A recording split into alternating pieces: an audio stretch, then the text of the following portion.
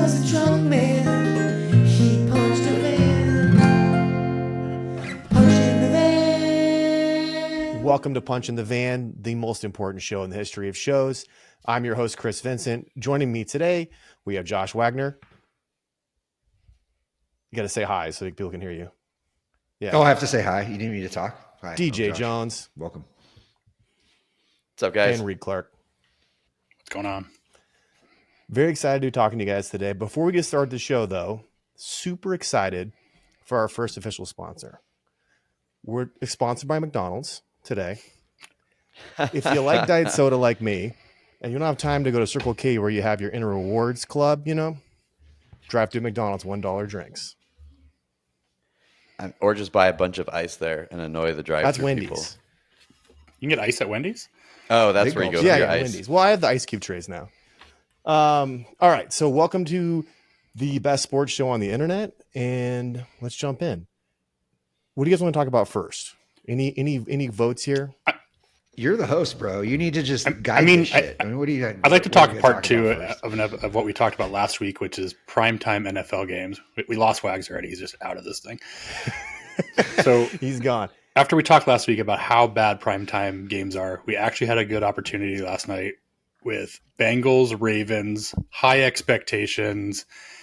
Joe Shiesty goes down for the year. Mark Andrews down for the year. And we get a pretty horrible game. So Thursday night, still exactly where we were a week ago. Yeah. I watched it from cold beers and cheeseburgers from one of my nights where I eat alone. One of them? Yeah, 3 nights. We discussed this last week. Over under 3.5. He's only at 3. Yeah. Yeah. We had high hopes, and the NFL delivered with another horrible Thursday night game and injured 2 of the best players in the league for the year. FanDuel made a fortune. Yeah, that's terrible. Joe Burrow's like by far my favorite quarterback in the league, so it was tough to watch. Yeah, it was rough because the NFC North is shaping up to be a good race, and I still think do you guys think the Ravens are the class of that division without Andrews? Yeah, I mean Deshaun Watson is done. Really, it's Lamar is the only good healthy quarterback because. Ryan Pickett's not a good quarterback in Pittsburgh. Or Kenny Pickett, Ryan Pickett. Kenny Pickett. Don't call me Chrissy. Kenny Pickett. Yeah, you Kenny call me Pickett's Chrissy one more time. Not a not exactly a stellar quarterback. So that's normally what wins divisions. Usually the team with the best quarterback has a leg up in every division. Yeah. Do we talk about this Watson debacle? I know the Browns are the Browns and they're going to continue being Brown, but Jesus. Can you think of a worse uniform to wear if you're a player? Like you're just bound to get injured or have some sort of. Or what's his name? Nick Chubb, done. Watson, done. Like anything good that they have is just destroyed. You have to play in Cleveland, which is already bad enough. Now you have to play for the Browns and just meet your demise. Is there any chance that Deshaun Watson just wanted to go back to physical therapy so he can get massages? That's the obvious reason to get hurt for him. The shitty thing is for Browns fans is he was actually showing signs of life to becoming what he once was. Because that was the big thing against him is they wanted to see him come back to the Texans form, and he was finally getting close to that. And they were starting to make traction, and then he goes down, And so it's definitely the Ravens. The defense is good. Lamar, as long as he doesn't get hurt, which, he's always going to miss some time. So we'll see he missed some time last night even. Yeah, he went down for a little bit last night. Yeah, he got rolled up on that tackle. He looked like he twisted his ankle.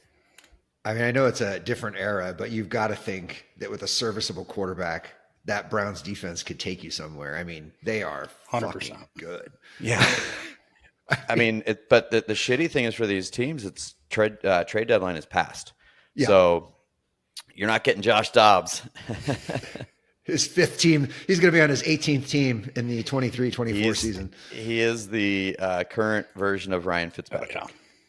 I got nothing to add about the Browns at all, but I do want to talk about Cleveland, the city, for a second. By far the most aggressive homeless people in the country. And this is coming from a guy that's lived in Portland and the Bay Area. Okay. The homeless people in Cleveland are extra aggressive. So if that's any indication of the city and the football team, then I don't want to. I mean, isn't the joke that nobody lived there for 5 years, $200 million or whatever LeBron turned down? I mean, nobody wants to be in Cleveland. It's the worst place ever. To all our Cleveland fans, to all of our Cleveland fans listening, sorry, that's all I can say. They don't have the internet. My sister-in-law's I from Cleveland. mean, let's just go back to Joakim Noah's post game. Joakim Noah. Remember that No, one? I don't. I don't remember. That's one I don't remember. I Noah's- love Noah too. I don't remember This is that. a What did deep he cut. say?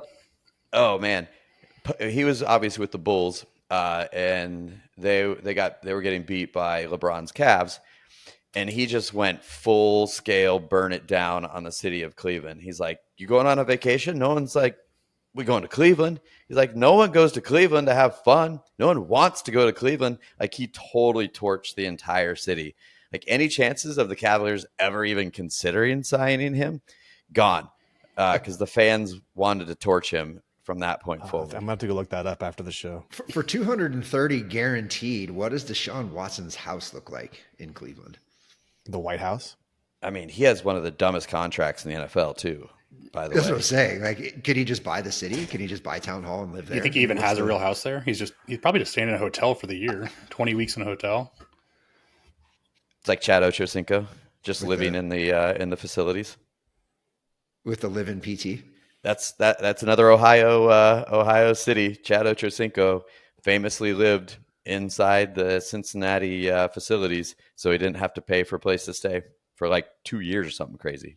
It is kind of weird though, because Brilliant. money everybody I management. meet from Ohio, I generally enjoy like the people from Ohio, but it's just a shithole in general. Those are the people that leave. That makes sense. Yeah, I mean, people that see, I leave. didn't think about that. I'm not meeting them in Columbus. I'm meeting them. Although we had a great time with Tony Horton in Columbus at one time. Josh, you and I. Columbus did, is yeah. different. Columbus is a little different. I mean, it's a college town.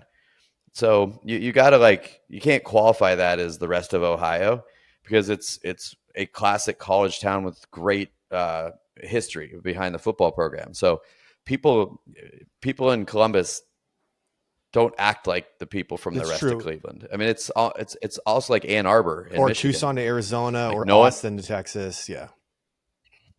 Tucson. Tucson is totally different than the rest of Arizona. You're talking about. Yeah, but It's Tucson great. sucks. That's what It's I'm a saying. college I'm town, saying it's but different than the rest of the state. You can't. Whoa. I'm saying Ann Arbor's cool. No, I know what you're saying. Columbus I'm is doing the cool. inverse. Detroit Expo sucks. facto. Cleveland, Cincinnati sucks. Cincinnati. All right. Anyway, let's get back on sports. Moving on. I'm just saying Okay. you can't judge that. You guys know what I'm saying. The listeners know what I'm saying. Tucson sucks. That's what I'm saying. Yeah. All right. Let's stay with the NFL. Actually, this is a question here. Why do losing coaches always get rehired right away in MLB? Actually, that's not NFL. That's MLB. I skipped that one.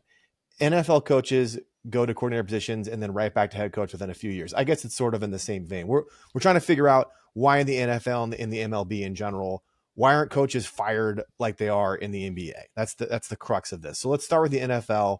Why do they go in and out of coordinator and head coach positions? I You feel guys like tell me. I feel like for the NFL, it's like they get demoted for a second. It's like, all right, you can't be a head coach anymore. You're going to be a defensive coordinator, and now we're going to bring you back as a coach in a few years. Major League Baseball is just a full carousel. Like you get fired, you have a new job 3 days later in a different city, and all the bad is just forgotten. We don't even think about everything you did that was horrible, how bad you managed, how bad you coached, how much the players hated you. It's like new city just washes clean. It's like the January 1st resolutions of like, oh, I'm a new person now all of a sudden.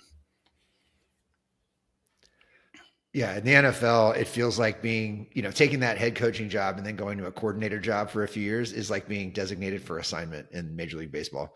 Like, oh, you need to go down, work out some kinks in the minors, and we'll call you back up here when you're the hot new OC or DC that needs a head coaching job. I think the argument begins and ends with the impact.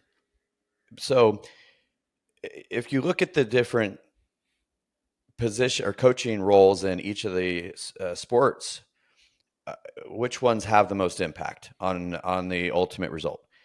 Does basketball have a greater impact in terms of they're calling plays, they're they're more game management. Football head coaches have to scheme, they have to hire the right coordinators, they have to have a good cabinet of coaches. Baseball is a lot of culture until it's bullpen time. And once you're managing the bullpen, that's really how baseball managers are graded, is mostly bullpen management, late game situations. Because the first 6-7 innings, it's not managing, it's culture. Your lineup stays relatively static as long as you've got guys that can hit. Your starting rotation stays pretty static, minus injuries. Sometimes you have to pull a long reliever in to start. They really don't manage until the sixth and seventh innings. So I think it's where does the impact really have? Which coach has the big? And I'm curious what you guys think. Out of the sports, the three major ones, which managers have the greatest impact on? I think that's the 2023 answer for sure. And it saddens me as a baseball purist because I'd say 10, 15 years ago, that statement you just made isn't true. The managers were actually very involved in the pitch by pitch, but now analytics drives the game so much more than the managers do. We're not stealing, we're not bunting, we're not doing anything really. We're letting the analytics drive the game, and the manager is the culture guy now, which is sad because early baseball 20 plus years ago, in our lives at least, the manager made a big difference in those games. That's why you saw such long tenures for managers. Now it's full on. Give him a couple of years up. He mismanaged the bullpen in this playoff game, so he's probably going to be gone for next year. But don't worry, he'll get hired back to your team the next day.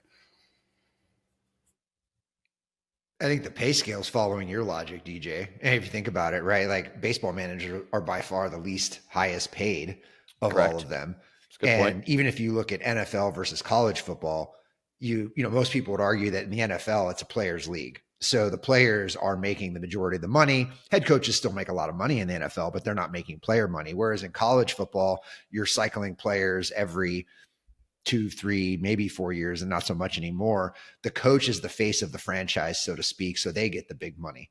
Okay. So you think about impact, right? They're responsible for scheme, recruiting, culture, all those things. So if you follow the money, it lines up with your argument.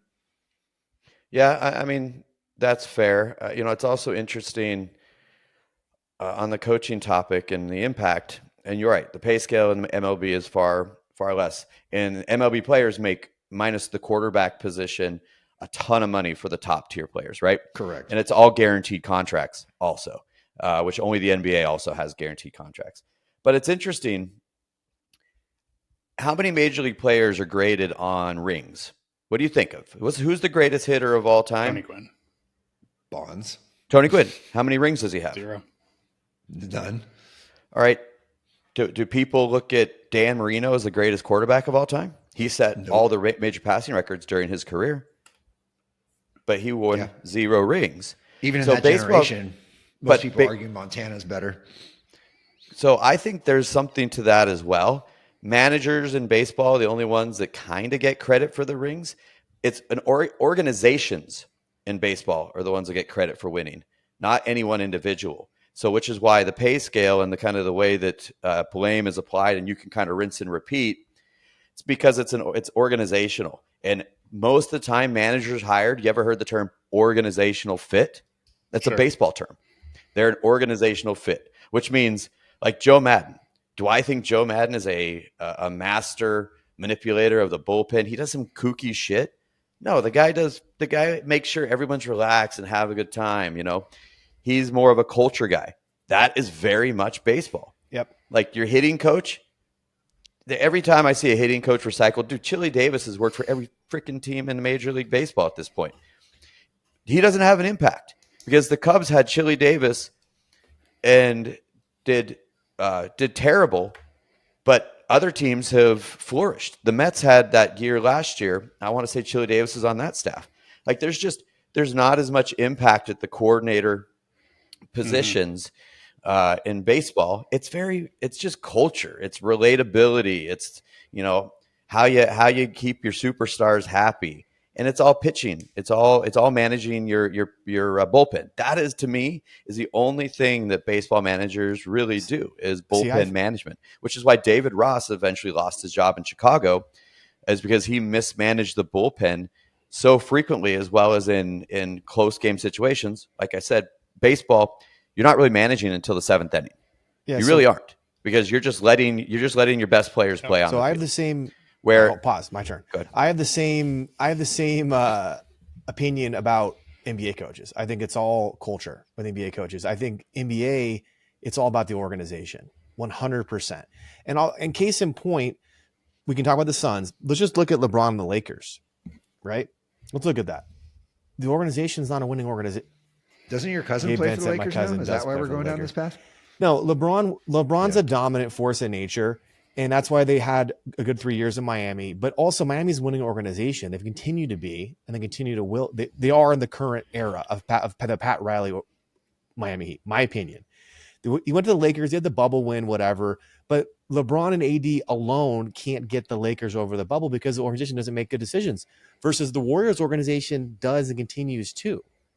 I'll take it a step further. NBA coaches don't matter at all. They barely call plays anymore, short of yelling at people to do a pick and roll or go to the elbow. But I mean, look at a timeout in the NBA. The players don't even look at the coach drawing on the board. Like, it's all culture. It's all keeping the superstars happy. It's all like it's 100% that it's doing the press conferences. It's what's his name for the Nuggets talking about how they don't get enough recognition. What's Hex's name? You know what I'm talking about. I think it's all culture. Yeah, Mark Malone. I think it's all culture. I'm with you. I wouldn't say nothing. I think that's worth something.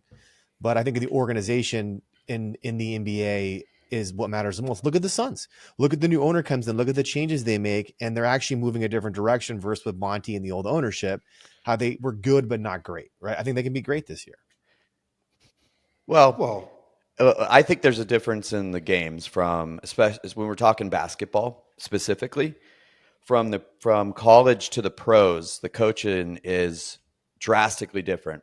You look at like Syracuse, Jim Boeheim, Duke, Mike Krzyzewski, the two crooked Italians, Calipari and what's his face, Patino. They are micromanagers. They are coaching. That's coaching. That's why I consider Mike Krzyzewski right in the same conversation with Phil Jackson, Red Auerbach, those guys. Because he actually has to manage the play-by-play. He has to be very detailed in his tactical approach. And you guys are right, in the NBA, it's let your superstars win the game. That's really the name of the game. And the question I have to you guys on this topic is, who was the last great true coach in the NBA? Because the game has changed so much. It's hard not to say Phil Jackson. He's the obvious choice. Yeah, I mean, where he managed superstars, obviously. And if you take your argument with the college versus the NBA, you're not generally coaching elite athletes in college. There's just, the pool's too big, right? So when you go to the NBA, your NBA roster is so small compared to any other sports roster. There's so many college teams. I mean, we see these, dynasty teams every year win a couple rounds in the tournament. Clubs you've never heard of. Wichita State was never a thing before the last couple of years, and they made some runs. Like, that can happen in college. That's not going to happen in the NBA. I disagree. It's all elite. I think it's Greg Popovich. Well, hold on. I was actually going to ask about Popovich. Phil Jackson's obviously a transcendent coach. Actually, that's not true. He's just a coach who's able to win with multiple franchises. But has Popovich, like a Bill Belichick, has his legacy been dwindled, tarnished after the Robinson, Tim Duncan, Kawhi Leonard era has ended? No, Popovich he's the best at developing talent in the NBA. It's not close. He's proving that now with guys like Devin Vassell. Like, Wemby's going to be great. More than likely, he went to the perfect spot to be able to become good. Calvin Johnson, unbelievably good for only his third year in the league now. So I think Popovich is by far the best college-like coach in the NBA. But in NBA, it all comes back to rings. Phil Jackson's the only person you actually think about how many rings he really has. Well, yeah, I think Phil Jackson's in the conversation as the greatest coach ever. But the last great coach, the reason I think it's Greg Popovich is he was the last coach to coach in an era where coaches mattered, right? Now that he's struggled, it's because the superstars own the league, and he is not a superstar friendly coach. Look at Kawhi Leonard. As soon as Kawhi Leonard became a superstar, he wanted out because Popovich is a true old school mentality coach, which is why he's great with young guys. But as soon as they ascend to superstar status, they don't want to play for him anymore, right? Because he micros everything. But I think if he would have had more tenure over time, meaning he started to ascend earlier, he might be in the Phil Jackson conversation. But he had a little later start to his head coaching career with San Antonio, where Phil started young. When he took over the Bulls, he was managing like CBA teams. Like he was was on the staff, on Doug Collins' staff with Tex Winter. And so he got his start pretty young. Popovich didn't get his start until much older. If we'd have seen Popovich come into the league earlier, I think you might have an argument there for him. But that's all just kind of hindsight bullshit. You know, it's but if things your that job could is to be, manage could be, would be. talent and ego, Yeah. can you imagine Pop trying to manage Dennis Rodman? I think here's my take is I have a question for you guys switching off the NBA. I think Phil Jackson, after you watch The Last Dance, you see it did the Lakers, by far the best NBA coach of all time, especially with the dwindling early Bulls to what he made them. But here's my question though, because I think that's pretty indisputable. I think most people would agree Phil Jackson's the greatest NBA coach. Who's the Red Auerbach's pretty close. Who's the equivalent in the MLB and in the NFL, to bring it back to this topic? Who's the Phil Jackson equivalent? I mean, Bill Belichick's definitely the Phil Jackson, because you have the same argument of, can he only win with the best players? Belichick with Brady, Phil Jackson with Kobe and Jordan.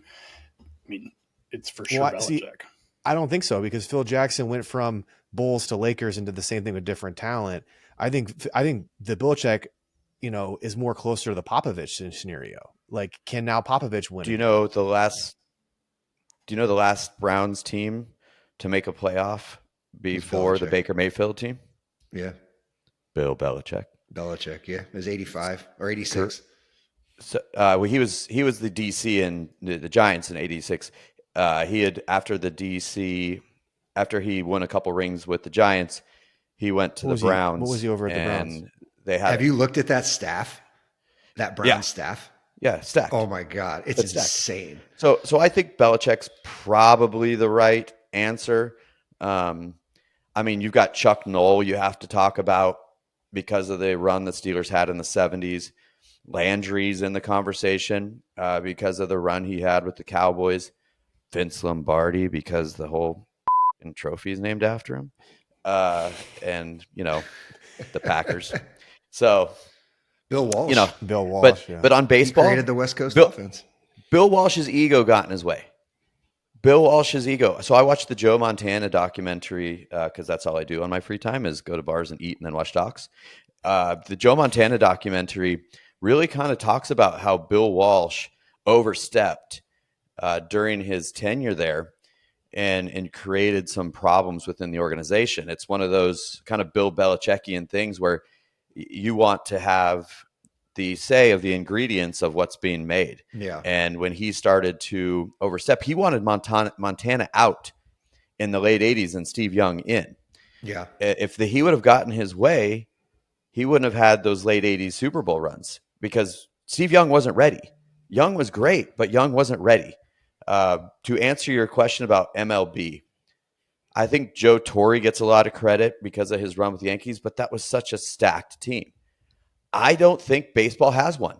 I don't think that you can say Major League Baseball has a manager that is better than anybody. I mean, Bruce Bochy is starting to get the conversation because of his run. Yeah, you only heard that ring conversation Giants. This year because of his and they brought him out of retirement. Yeah. So I don't think baseball has one, but I think it goes back to baseball managers have the least amount of impact on the final result because you're not you're calling pitches in there to the catcher. Your catcher, if you have a great catcher, your catcher's calling the game, right? as a hitter, you're getting signs, but most of the signs are hit the ball. Like you get hit and runs, things like that. But hitting the ball is all incumbent upon the talent that's at the plate with the bat in their hands. The manager has no impact on where the ball is hit. You can't tell the hitter, we want to go opposite field on this one, and suddenly they come up oppo. Now you can't. And when you're in basketball, if you, again, older school like a Popovich or like Jackson when he ran the triangle, which Jordan hated initially, he has impact on where the ball goes and who's making the plays. In football, you have impact on what plays are being ran, what offensive schemes that you run. In baseball, you can't tell Bryce Harper to hit a home run and he hits a home run. That just doesn't happen. It's a different game, though. You can't control if someone makes the shot or completes the pass. Baseball is a different type of game. But in basketball, they can tell them that you're supposed to make that pass, and they just don't do that anymore. I got you. I don't think the comparison is the same. Just because baseball is stationary. Do we think in baseball?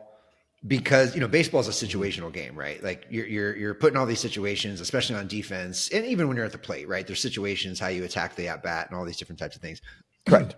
Is the manager teaching that in practice, or is as you get up in baseball, if you don't know these situations, you suck? Like correct. Yeah. Think about the law of averages when you're dealing with these different sports. What is a NBA player? What is the shooting percentage that makes you elite? From where? 3-point line. It's 60%. 3-point is 40%. 40%, total field goal is 50%, right?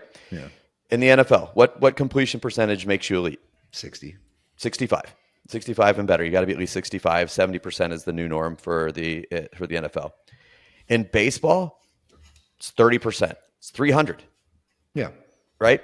So it's so much more of a difficult game to play. The managers do not have impact on the at-bats because of the challenges just to get on base. And Chris, you had mentioned a pass. How much easier is it to pass the ball to your wing who's breaking free or hitting an 0-2 curveball? I don't know. I don't care. Moving on. I don't. We talked about this last week. We know hitting the baseball is hard. It's the hardest thing. Who cares? Well, all sports is a confidence thing, right? But in baseball, confidence is huge, right? So we'll just real quick before we get off of this. So hitters. So what's more important then, right? The hitting coach who has got to get Walker out of a slump, whatever. You got to see better, find your right pitches. Okay. The pitching coach, right? Who's got to say, listen, this is how you approach this batter, this at bat. You can't throw this here. Maybe those specialty coaches are more important than the manager because you've got these key roles that need to be ironed out and get confidence built up. Reed answered that question earlier. It's analytics. Yeah, sir. All right, Reed, closing thoughts on this. When they talk about when you should swing, what counts you're supposed to swing Your in. name's not Reed. Pitching, I said Reed closing thoughts. You're talking again. Stop. I love you though. I'll let you finish. Go ahead, Reed. No, I don't think I have a lot to add. I think, like I said, analytics has taken over coaching for baseball, which is a part of the reason why we don't. There's no clear cut answer. There's not even a debate. And it's also baseball's so tough. There's a lot of managers who've had really great years and had really, really bad years. It's just there's tons of that. All right, sorry, DJ. I love you. Moving last on. Thoughts? 10 seconds. All right, next topic. Let's stay with baseball. Okay. Oh, all right. Wait, here we go. I didn't see that coming. I want to go UFC, but let's stay with baseball because I actually care about this and I want to get your guys' opinion. Robot umpires. I have thoughts, but I'm going to start with you, Josh. What are your thoughts on robot umpires? I'm going to be the get off my lawn old man and just say, let's keep the humans in there and, keep the game human. I don't want to be fucking challenging every ball and strike either. Just, we're making strides to speed the game up, which I appreciate and like, but I do like some human element to it. When did they add the challenge, by the way? I know I'm the novice here. When did they add the challenge in baseball? Because I don't remember until recently seeing that. Didn't that just come in the last 2 years with this? I know the clock was this year. I think it's longer than that. I think it's 2019. I guess I have the internet. I can Google it. I want to think I'll take the under on that too. I think it's before 19. It might be. I can't remember. 2014. Google it. 2014. That's just Wikipedia, though. Really? It's been there for We'll have that to- long? We to were fact young check men back that. then in The 2014. current instant replay system was implemented Yeah. in the 2014 season. Under that current system, each manager is allotted one challenge per game. I guess it is 24. According to Wikipedia, though, I mean, who knows how accurate that is? But God, we were so young back we then. were young. All right, DJ, I'm gonna let you go next. What are your thoughts on robot umpires? Oh, so I waffle on this one. This is one of the toughest questions, and because I'm like Josh in a lot of ways. I'm the old man, like get off my lawn, don't change my game type of guy. But God, it's gotten bad. I was at 2 World Series games. So bad. Game 4 was one of the worst umpired games I've ever seen in my life. Pitches that were obvious. They were missing. And I'm sitting there going, I hate the concept of robo umpires, but these guys are bad. And so, man, I'm so mixed on this one because What's the I data love. coming from the minors? Are we getting anything? I mean, I know they're piloting it. I've seen some stupid things, but they only highlight the dumb ones, you know. So it's one of those things. The only thing that makes John Boy is what I watch a lot for baseball coverage. The only thing that makes John Boy media posts is the ones that the robo umpires completely miss. So it's really tough because I haven't really done a lot of analysis or research on it. But here's what I'll say. I do struggle with it. And it's because I grew up watching Greg Maddux. I was ruined by Greg Maddux. Greg Maddux had about a half inch to inch off the plate on pitches, and you knew it as a hitter, right? You came up and you had to protect the plate against Maddux because he was so effective on the black, which is the corners of the plate, Chris. No, I'm laughing He because was so Inside effective. baseball. my brain blanked for a minute. All I heard is ruined by Maddox an inch, like right after, and my mind went the wrong direction. Yeah, Half an inch off the plate, half an inch off the black. So he was so effective on the black, he got so many calls. And if you went robo umpires, would we have the legend of Greg Maddux, right? Would we have that? And so that's why I'm just gonna waffle on this one and go, I don't know. All right, you're allowed to do that. Reed. I'm super torn as well. I love the traditional baseball the way it used to be. I've hated things in the past like the shift. I'm glad that they put a switch to that. I was not a fan of pitch clock to start the year, but now I do like it. It's getting better. The weirdest part about robot umpires is with no research at all, I would say 100% we need them. The umpires are worse than ever. They're getting worse. But the data, going back to analytics in baseball, actually shows the opposite. Last year was their most accurate year ever for strikes and balls. They started tracking in 2008. It's gotten better every single year since 2008, with this year being the worst. That being said, they missed over 21,000 balls and strikes still out of over 700,000 pitches. So the question is, should we do it or not? It's, do we want perfection in baseball? If we do, they should 100% have robotic umpires because they can get it perfect now. TV has shown that. I think the little box they put on the screen, whatever year that they added that, has made us very weary against the umpires and wanting that perfection. So I could go either way. I think with the way the game's changing, you might as well go to robotic umpires. So I'm leaning 51-49 that way. Go ahead, DJ. One last thought. If they bring robo umpires in, let them use the sticky stuff again. That would be my bargaining chip. Here's my all opinion. about that. Always been about that. I'm anti-robotic. Bardol, Vagisil. Any one of them get a 2 to 3 inch break on your curveball. I'm anti-robotic umpires. I'm going to give you guys a hot take too. I'm actually anti-instant replay. This part of the game. It's part of the game. It's part of basketball. We spend so much freaking time doing instant replay and all this other crap. Human error is part of the game. If I wanted to watch a robot officiate the game, just make a fucking robot pitcher then. And then the coach can program in slider or fastball, whatever, and tell him where he wants that. Hey, let's have all fucking robots play. Like, no. Isn't that what It's AI, esports bro. is? Is that Yeah, esports? that's exactly. If I want to watch, I'll watch somebody play NBA 2K. If I don't want to watch the real thing, you know what I mean? It's like I'm anti robot umpires. I'm anti artificial intelligence just generally. I'm not, but I'm anti all that. I don't even like instant replay that much in basketball. It's annoying. The challenge is annoying. The whole thing sucks. Just let it go. Instant replay is 100% needed in sports. The NFL is doing it right now without the challenges. The instant replay of after discussion we fixed the call, that needs to happen because it's quick, it's seamless, it's frictionless. That should happen for outs at first base. It 100% could happen. Baseball just hasn't done a good job of trying to manage how instant replay is done. The NBA is even worse, the absolute worst. While we're at it, let's talk about how ridiculous NBA coaches are with their challenges. There was That's a what I'm challenge on the first play of the game last the week. Lakers game, the right? very first play. Yeah. I don't remember. Yeah, I think it was the Lakers. It's the Lakers that game. would Yeah. make sense with that coach. Yeah. I mean, in what world does that make sense? I also Have any I think impact. challenges It's should the be in-season limited to. tournament, buddy. It matters. It's a really important part of the year. Yeah. I think for the NBA, challenges only start in the fourth quarter. The game doesn't matter until then anyway. So fourth quarter challenges only. Each team gets one. Make the coach make it work, make it matter. Because do we really care if the ball went out of bounds off the wrong guy on the first play of the game? Come on, it's ridiculous. Yeah, I struggle on instant replay too because it's done so poorly. Except for in tennis, they do a very good job. If you watch, It's great. tennis. It's great in hockey. Uh, It's definitely needed. The game moves too fast for the It's- referee's eyes.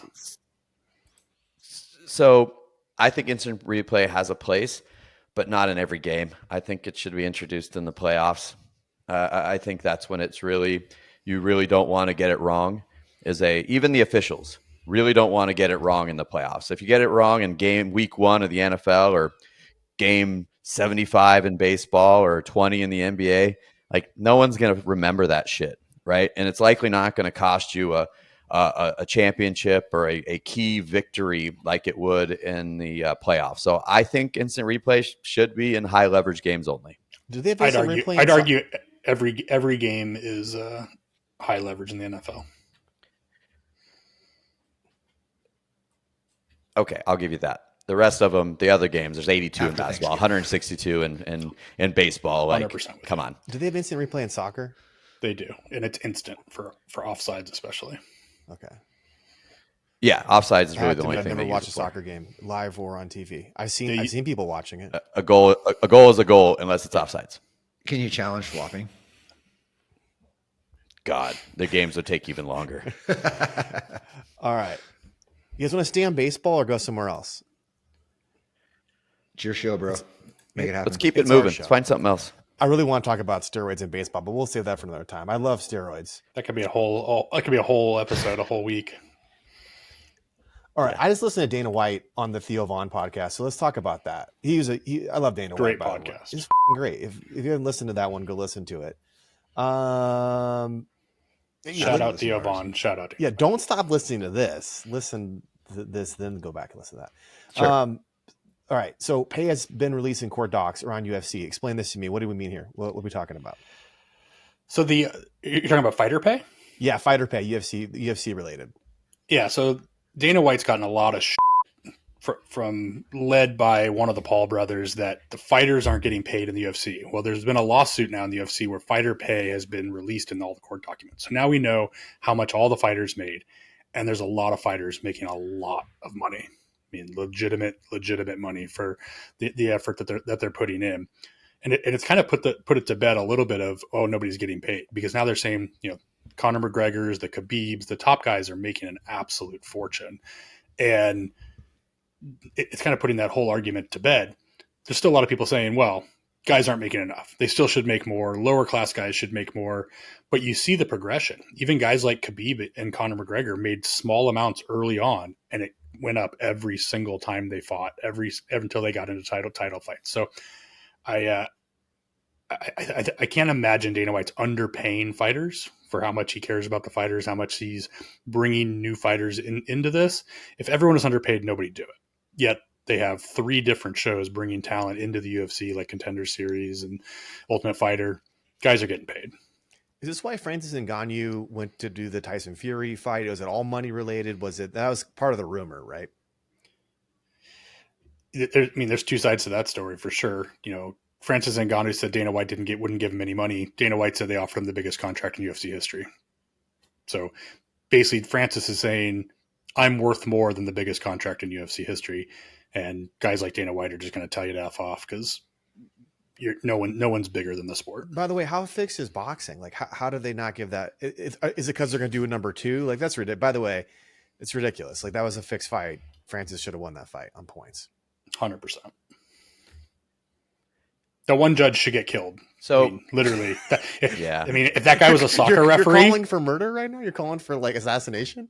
We're saying Tyson Fury won by 3 bad. rounds with a knockdown with Ngannou. That's essentially winning by 4 rounds. It's impossible. If he was a soccer ref, he would not have made it through the night. He was judging the fight in Braille for sure. On the that'll get me canceled. No, you can make fun of deaf people on the or topic. blind people. Blind people. Which is it? Blind people. Deaf people don't need Braille. They can see, Chris. Yeah. So, look, first and foremost, they're all signing contracts. They all know what they're getting paid. So to sit and bitch and moan, like, you sign the contract. You know what you're getting paid.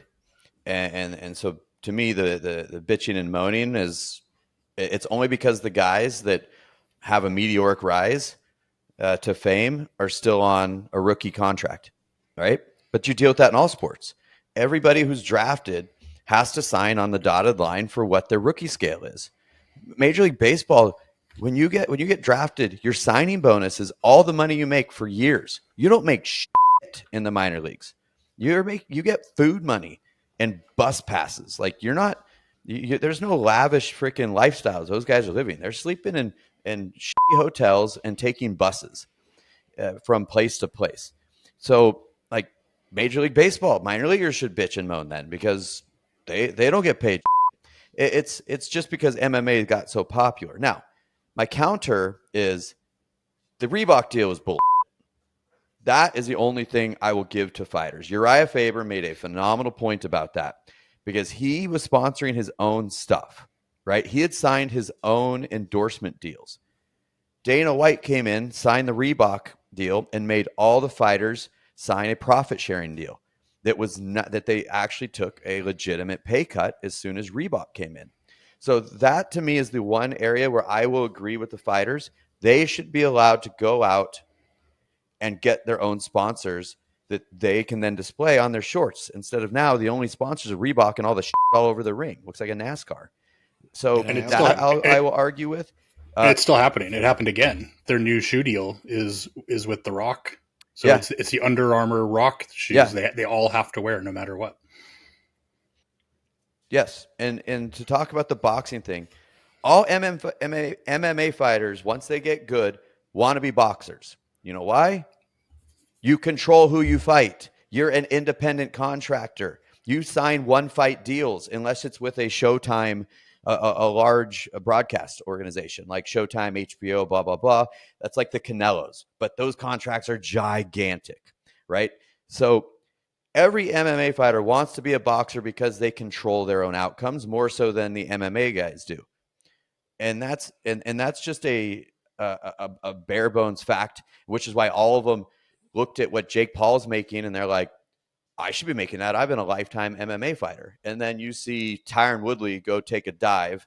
Yes, I said it. Took a dive. You watch it again.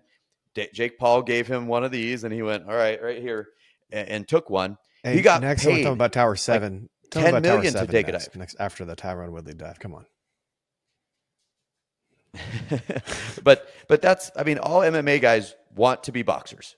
That's because of they see the Mayweathers. They see what those guys have pulled in, and as soon as they rise to prominence, it's not that Ngannou wasn't going to get paid by MMA. He knew the only way he was going to get a one-fight huge paycheck was by boxing. So it wasn't that Dana White wasn't offering money. He's full of shit, and there's plenty of proof behind that. It's that Dana White was going to let – everybody wants to be Conor McGregor. Dana White said that's a one-shot deal. We are not like, I don't want to be a boxing promoter. I did this because of the hype that it was going to create. The Ngannou Fury fight did not get near the views, the pay-per-view buys that McGregor and Mayweather got. And it was never going to. So everybody wants to be Conor McGregor. And Dana White's already said, no, that happened once. I'm not doing that again. And so that's why all these MMA guys want to leave the UFC so they can control, because the PFL lets them do whatever the they want. Josh, thoughts? Yeah. I know nothing about this, so I'm not really. Okay, I just want to much get help your here. chance. I mean, let's put some numbers to it on pay-per-view. Ngannou versus Fury had under 70,000 pay-per-view buys. Khabib's last fight had 675,000. When was Khabib's last fight? It's been a while. Wow. Justin 2020. Gaethje. Okay, yeah, it's been a couple of years. So Which, and while we're on it, Khabib made like $50,000 in his very first fight ever with the UFC. Gradually went up and was making almost $7 million a fight by the end. So it's just like a rookie contract anywhere else. You have to prove yourself, become the champion, and the money will come in. here's my take. So DJ, when you say all fighters want to be boxers, I think that's hyperbolic. I think that's like when you say every NIL guy or every guy in college does it for the ego. Like, I think you're directionally correct when you say that, but I think that's because once they get to a certain level, certain tier, they go, I want a bite of the apple as well. And then they go, where can I go get a taste of that? And boxing is where it is for all the reasons you just mentioned. I don't think like Wanderlei Silva wanted to be a boxer. You know, I think there's guys that are actual MMA guys, and there's guys that are actually into jiu-jitsu and, you know, go compete in Abu Dhabi, and they don't want to be boxers. I think there's actually that. But I think more of the issue, back to the root of this problem, is there's a pay gap between fighters. And why is that? Is it based on marketability alone, or is there other shit at play? Is it Dana White? Does Dana White take care of the people he likes more? That's the shit that he's got accused of in the past. Is that real or not? It's the guys that sell tickets. That's who's getting paid. I mean, that part of their money is from pay-per-view buys as well. Just like a rock band or a stand-up comedian, they're getting part of the door based on how many people show up to buy a ticket. That's what matters. Couple points there. The reason why MMA guys, the guys that you see that have made the transition to boxing, they've already accomplished a lot. You're not seeing mid-tier guys, right? Conor McGregor had 2 belts. He had already done everything, and he saw the payout that the Mayweather thing, so he went and called out the biggest name in combat sports at the time, which was Mayweather. Ngannou had won, got his belt back, had knocked everybody out he was going to knock out. There was no one else really at the time. John Jones, I think he knew John Jones was going to whip his ass, and he didn't want that to be his final legacy in the UFC. So he went to boxing because he felt like that was a fight he couldn't win, and he was going to go out on top. Now, the reason they want to be boxers is, how many times do boxers fight a year? One. Yeah, maybe. And it's a huge payday, right? Oh, yeah. MMA, to make money, you have to fight 3 times a year. It's way less work to make the same amount of money.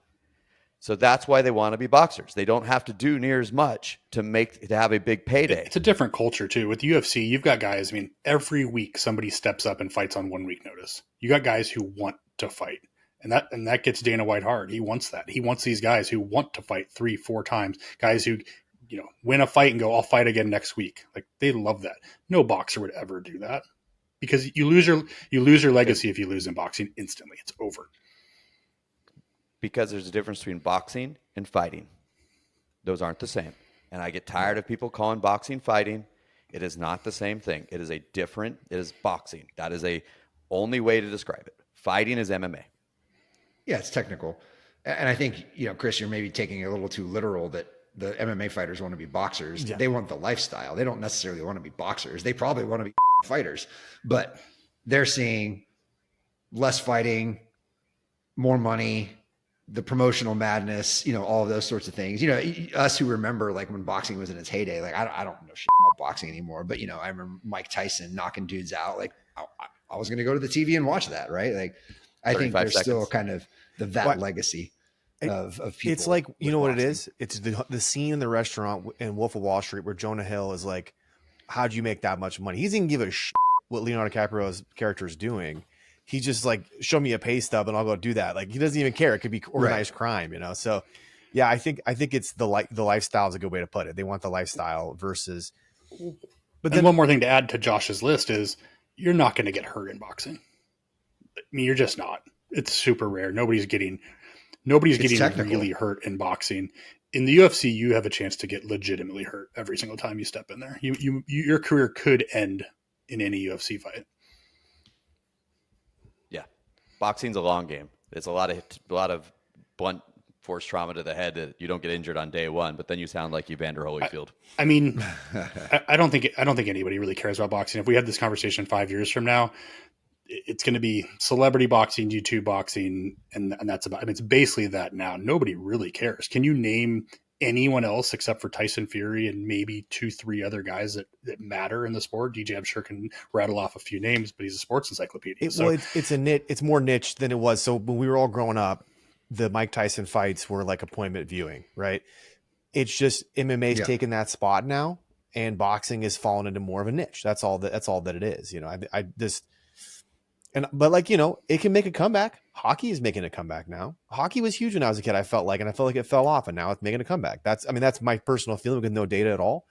So I think boxing can come back, and I think the celebrity boxing and the YouTube boxing are a big part of how it can come back because they're bringing young people back to the sport. Mayweather was both the best thing and worst thing 100%. for boxing. Yeah. What was the appeal there? Was it just personality? Because I've watched him fight. Like, he's not an exciting fighter. He's a WWF guy with boxing gloves on. He's a heel. He sold fights. He sold fights, and everybody wanted to see him get the shit kicked out of him, so they tuned in. That was it. And it wasn't like Mike Tyson, where you spent $50, which back then was a lot of money, and he knocked the dude out in 35 seconds. There was always a chance that Mayweather could go down, and people wanted to see him get beat. But he hand-picked opponents. That's why he's the worst thing for boxing, because people got turned off and went to UFC because you see best on best in UFC because they make the matchups. When you sign that contract, you give away your rights to choose your opponents because now that's what who's the guy who's the fight that picks the matchups. Dana White has influence, but what's the guy's name? There's a team now. They actually just hired a new guy. There's like 4 or 5 of them. Yeah, but that's why. Boxing is very much. Mayweather fought Pacquiao, and Pacquiao was near the end. Mayweather fought De La Hoya when De La Hoya was at the end. Like, Mayweather's made all the right choices to make sure that he protected his 50-0. And he fought McGregor knowing that he was going to have to carry him for a few rounds. Mayweather knew how to play the game in every aspect, from the media, from the mic, from everything. But also, CompuBox created his career. He knew technically how to win. Just don't get hit. Hit him once, hit him twice, don't get hit, don't get hit, don't get hit. He's going to win every single time. Yeah. As long as it's not a spelling bee, because he can't read.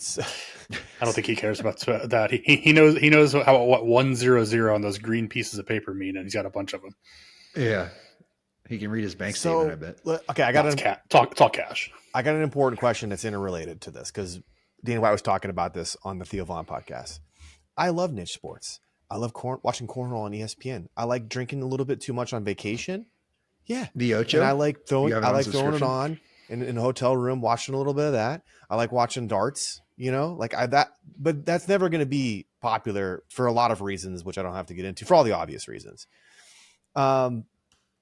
Is pickleball, let's start with pickleball, but just put this in the back of your mind. Is pickleball and slap league going to gain more mainstream appeal? And I have arguments as to why I think they are.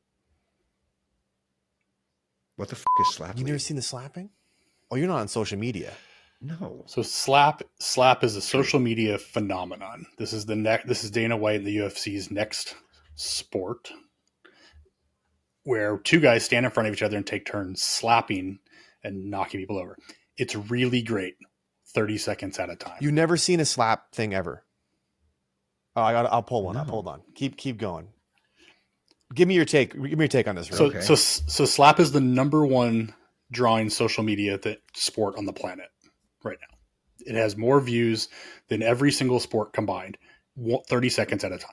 So in the young kids version of I want to see 30 seconds of everything, everyone stops to watch Snap. When you're scrolling through Instagram or TikTok or whatever it is, you stop on Slap because you want to see guys slap each other. It's just the way it is. So is it a match 30 seconds long? Is that it? It's just I think a it's slap and 3 you're done? slaps per guy. All right. So here we go. I spelled league wrong. That's how smart I am. I've You not could be in Slap League. I have not watched this, so bear with me. Let's For watch the what it's YouTube worth. ad. Oh, we got to watch commercials. This is bad You radio. don't have the paid You don't have the paid version. This is I know. horrible radio right now. Sorry for people listening. We're watching the top 5 slap knockouts right now.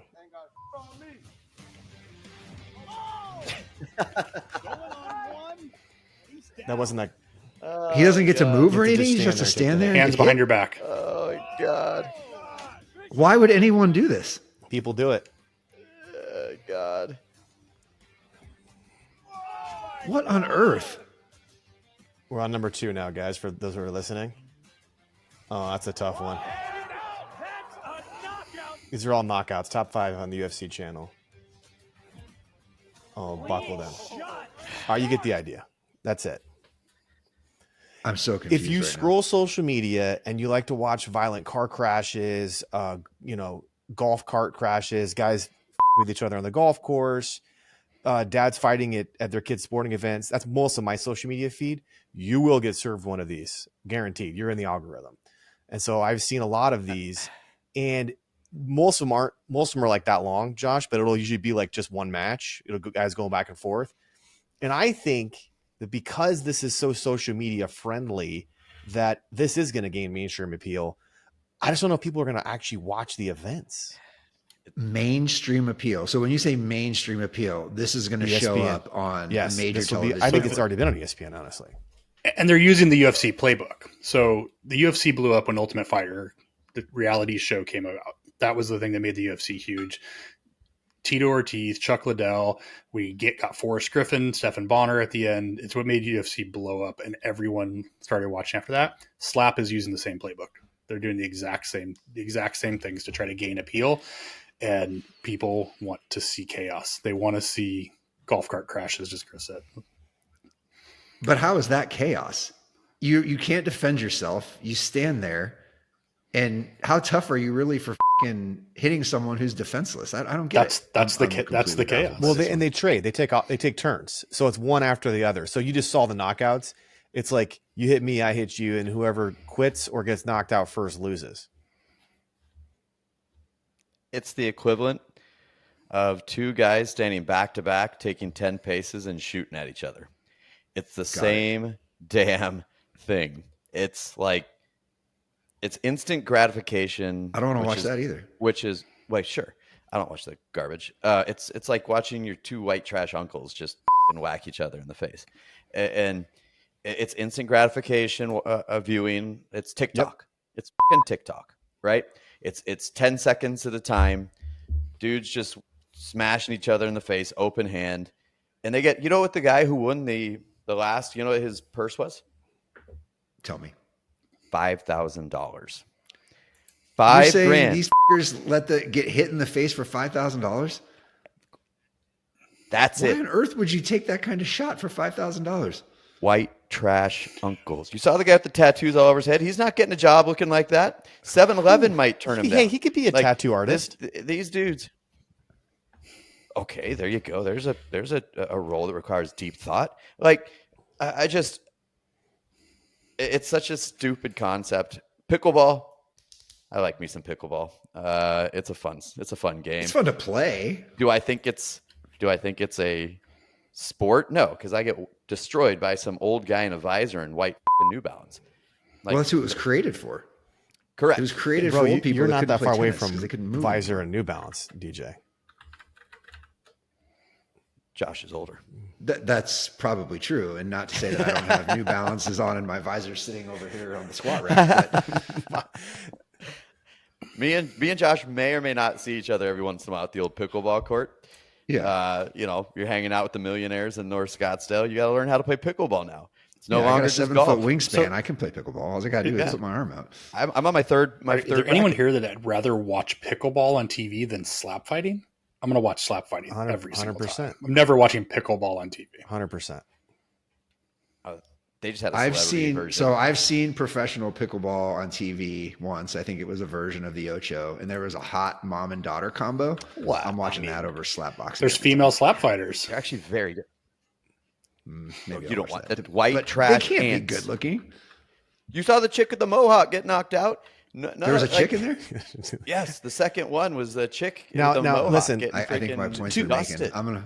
I'm gonna watch the blonde mother daughter 2 combo. points. play Blonde pickleball. mother daughter combo. It's a win every time. So that's not fair. Number 2, But they're not slap boxing. but if they were, no, number 2, number Family 2, DJ is correct. I've seen a lot of slap fight clips. I've yet to seen a girl above 5. So yeah, there's not. But hey, listen, we didn't have a lot of hot chicks in the UFC early days, and then Holly Holm, and there's all kinds of hot chicks in the UFC now. Yeah. There's hot chicks in the UFC. I don't know the UFC. Paige very Van well, so- Zandt. Paige Van Zandt. Yeah, she's not a real fighter. She's not a real Van fighter. I do subscribe to her Instagram. I'm sure you do. Only Instagram Only her Instagram. fans. When I type Paige into Google, Van Zandt is not even close to the first one that comes up. Paige. Paige. Paige Sporanic is. That's probably more of my history. Oh yeah. If you like that's Paige what Sporanic, you'll you're like looking Paige at. Van Zandt. Very much. All right. No. I think Slap League, the way that Dana White was talking about it, got me excited about it being mainstream. I just don't see how it's not. It's the algorithmic equivalent of literally crack. I don't even like it. I don't even want to watch it. I'm compelled to because I'm like, oh, maybe he's gonna get knocked out. And I'm a horrible person. It's very Freudian of me is it Freudian when you drive by a car accident? Whatever. Not Freud, Machiavellian. It's something. It's some kind of term. Machiavellian. It's very horrible for me to watch it, but I'm compelled to watch it. Just like I'm compelled to watch car crashes. I'm compelled. I have to. On another note, do we want to do that 72-hour Dana White thing where Oh, you should talk about that. That's got to be great radio. Let's Talking about us fasting. do Let's go. Someone needs to set it up. Do we want to do not that? Should we do our first punch in the van challenge where we do a 72-hour water fast? Is that what you're saying? We all have to do it at the same time? I mean, it's Thanksgiving next week. Let's not f around with that holiday, but I think there's a time and a place for this where we can have the Have challenge. any of you guys Sure. done it? I mean, we're gonna if it ends on a Friday, if we end on a Friday and we're we're gonna be the crankiest motherfuckers on the planet, or maybe we do it when we're carb loading after the challenge. I don't know. But have any of you we guys can done think it through this. fast before? Yeah. Okay, so everyone's done it. Yes. So no one's Yes. going in cold turkey. All right. Yeah. No. I mean, I did it to win a weight loss competition by cheating. I just basically fasted and sucked on Jolly Ranchers and ate lettuce for like 2.5 days. Weighed in like 15 pounds less than I originally weighed, just to prove that I didn't actually have to lose weight to win. Yeah. Damn. So what? Yeah, I mean, if we do the challenge, are we setting like benchmarks and having a competition, or is just like get through it without killing someone? What's the? Yeah, just What's the goal here? survival, I think, is probably the goal there, I would think. Yeah, like Shirtless don't off a pics. child. I'm just going to sit in the something ice like bath that. the whole time on Shirtless DMT. pics. And then I'm going to ground after. Red light sauna. I'm going to go full self-care. My family will abandon me. I'll beat you guys. Sure. I'll Is move this the punching the precursor to the punching the van calendar? Yeah. There's only 4 Someone months might on it. Actually, if you don't punch a van, then then you win the challenge. How did we name this show anyway? It's in Where the did this jingle. come from? Which hasn't been created yet. But yeah, It's in the jingle. Yeah, that sounds great. Yeah, I mean, I don't remember, so someone else will have to tell the story. I'm down to do the challenge. So we're not doing it Thanksgiving. Let's do it No. in the month of December then. Is that what you're saying? Okay. Yeah. So Pre-Christmas. it's water and bone broth, if I remember I correctly, think and some calorie-free It's electrolytes. 24 hours of water only, and then 48 hours you get water and bone broth. But I want to work out though. 72 hours total. You can still work out, I'm Chris. losing my Th- gains.